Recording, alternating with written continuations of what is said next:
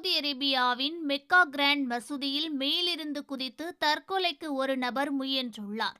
Saudi அரேபியாவின் மெக்காவில் உள்ள மஜித் அல் ஹராம் என்றழைக்கப்படும் கிராண்ட் மசூதியின் மேல் தளத்தில் இருந்து ஒருவர் குதித்ததாக அந்நாட்டு உள்துறை அமைச்சகம் தெரிவித்துள்ளது. மேலும் அந்த நபர் கீழே விழுவதை தடுக்க முயன்ற ஒரு பாதுகாப்பு அதிகாரியும் படுகாயமடைந்ததாக கிராண்ட் மசூதியின் பாதுகாப்புக்கான சிறப்பு படை தெரிவித்துள்ளது.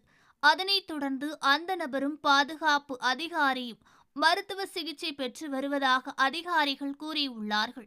மேலும் தேவையான சட்ட நடவடிக்கைகள் எடுக்கப்படும் என கூறப்பட்டுள்ளது.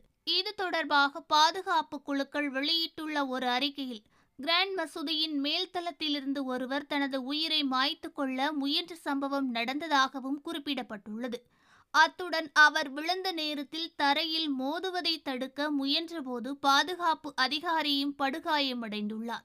தேவையான சிகிச்சை பெற இருவரும் உடனடியாக மருத்துவமனைக்கு மாற்றப்பட்டதாகவும், மேலும் தேவையான அதிகாரப்பூர்வ நடவடிக்கைகள் முடிக்கப்பட்டுள்ளதாகவும் அந்த அறிக்கையில் கூறப்பட்டுள்ளது.